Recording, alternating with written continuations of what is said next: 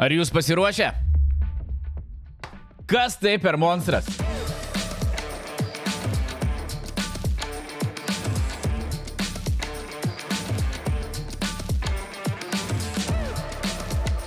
Labą dieną visiems, taip, čia ne koks maketavimo AI triukas ir thumbnailas ir tai čia kaip parodyti taip daryti. Taip, čia ir yra toks laptopas su dviem 120 Hz monitoriais. Tai yra ne pirmas ZenBook modelis, kurį mes apžvelgėme, pilnas jo pavadinimas yra Asus ZenBook Duo 2024 ir praėjusiais metais mes apžvelgėme jų modelį, kuris buvo, sakykime, dalinai su dviem ekranais, buvo toks kaip vienas pusė. Tai jau mane nustebino ir galvojau, nu jau nebenustebins daugiau. Ir šiais metais ateina į rankas toks modelis, pabandyti, pasidžiaugti ir pažiūrėti ir...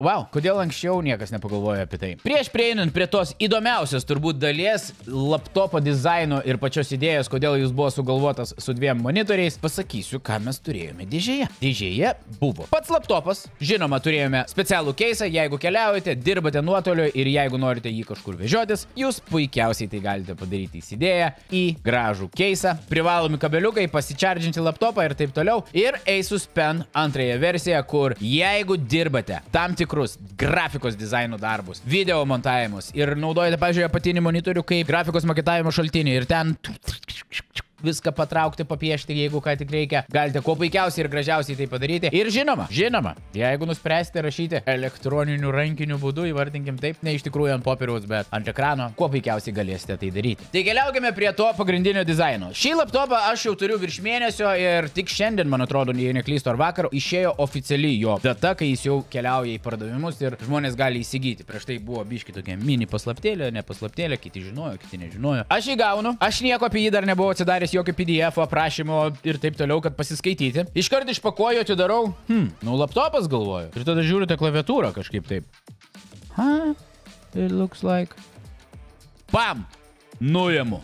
Ir tada prieš mano akis naujas ekranas. Ir aš galvoju, o, vaikinė, kas dabar bus? Reikės įrašyti apžvalgą. Bet prieš įrašant galvoju, parodysiu ir žmonai, kokia, kažin, jos reakcija bus. Nu, nešu sakau, žiūrėk, man čia davė ZenBook Asus modelį apžvelgti, paturėti, mėnesiuką pažiūrėti, pasakyti, ką manau. Kaip tau atrodo? Neblogas ir matau akyse, tiesiog nedrįsta pasakyti, kad, nu jo, laptopas kaip laptopas. Ir tada sakau, bet žiūrėk, čia toks yra dalykas. Nuimu tą klaviatūrą ir... Taip, turbūt šitas katinas ir geriausiai atspindi.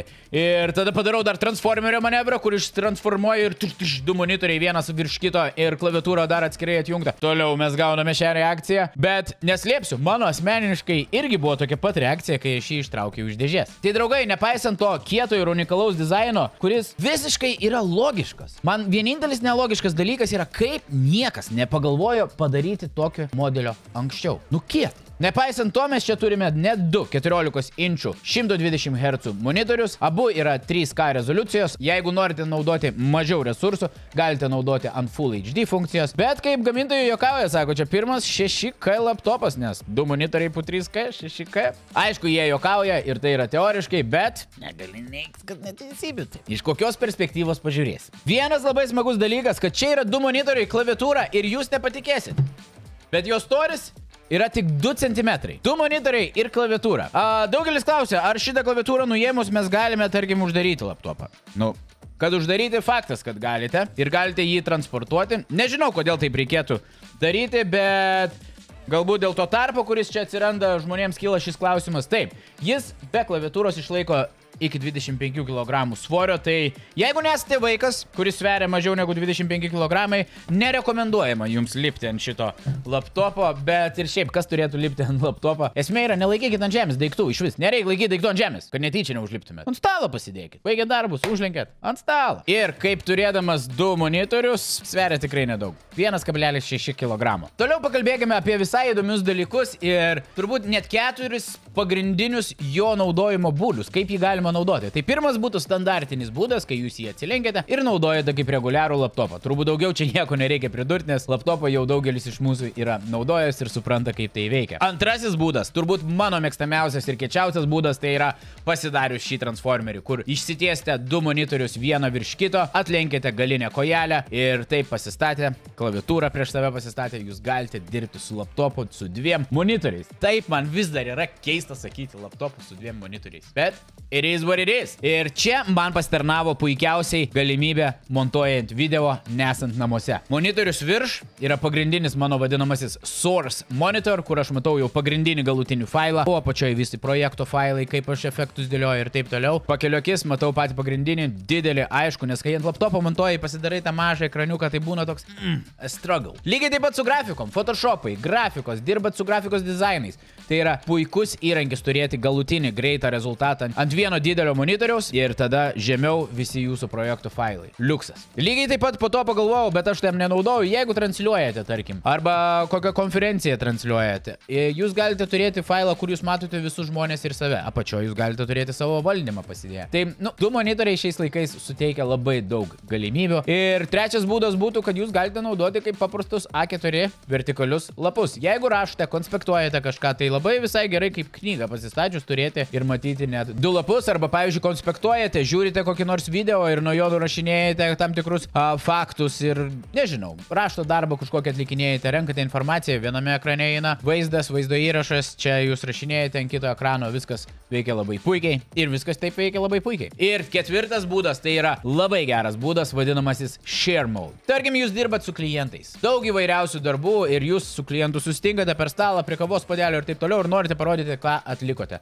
Arba jūs galbūt klientams rodote, kokius darbus anksčiau esate atlikę. Arba jau revision, kur jūs jau atsiskaitote su klientu. Tai jūs tiesiog atlinkėt 180 laipsnių, abu monitoriai rodo tą patį, vienas jums, vienas jiems ir viskas, ką rodote jūs, tą mato ir jie prieš jūs. Tai aš dar pagalvojau vieną labai gerą dalyką, kad jūs taip galite naudoti savo močiutei, kuris sėdi jau namuose miestelėje arba bute ir dažnai nebeišvyksta kur nors, o jūs buvote ką tik atostogose, grįžote, norite parodyti. Jai irgi įdomu. Seneliui, močiutei, nežinau. Sėdate prie stalo, atverčiate, močiutė gali matyti ir mėgautis jumis prieš akį ir žinoma iš karto po nosim nuotraukom video iš kelionės ir jūs rodote, kalbate. Tai yra nerealus dalykas. Negi dabar prašysi močiutę su skaudančia koja, sakys, močiutė ateik su skaudančia koja visą ratą aplink stalą, kad aš tau parodyčiau nuotraukos. Močiutė mato nuotraukos, nemato jūsų emocijos, kaip pasakoju. O dabar močiutė viską turės prieš akis. Geras, ne? Greitai dėl jungčių, šis laptopas vienoje pusėje turi standartinę HDMI jungtį, žinoma, AUX jungtį, kur galite prisijungti ausines ar mikrofoną. Kitoje pusėje turime standartinę USB ir 2 USB Type-C jungtis. Viršuje virš vieno monitoriaus turime Full HD kamerą, tai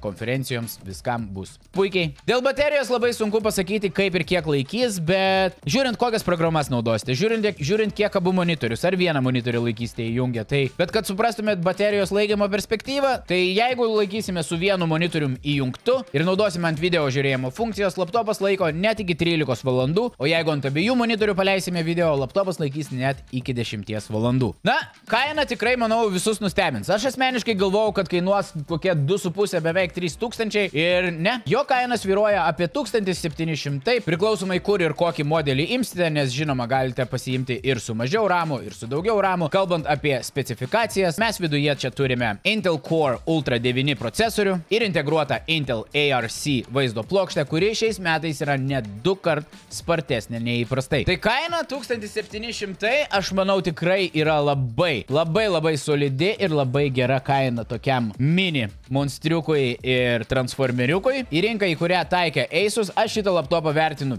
sąžiningai 10 su pliusu darbui, nuotoliniam darbui, grafikos dizaineriams, video montuotojams. Tai yra puikus laptopiukas, kadangi šis laptopas išėjo tik šiandien oficialiai, jeigu turėsiu būtinai įmesiu, bet manau įvedę į Google paiešką Asus ZenBook Duo 2024 tikrai rasite, kur galite jį įsigyti. Ir aš asmeniškai dar kartelį noriu padėkoti Asus, kad nusprendė man duoti pasižaisti su šituo modeliu, išbandyti ir išreikšti savo nuomonę, ką aš apie jį manau. Tai shoutoutas jiems ir jums, gerbimieji žiūrovai, ačiū visiems, kad žiūrit, kad esat, laiką, subscribe, varpelį, bet ne varpą ir susitiksim jau ant kito epizodo.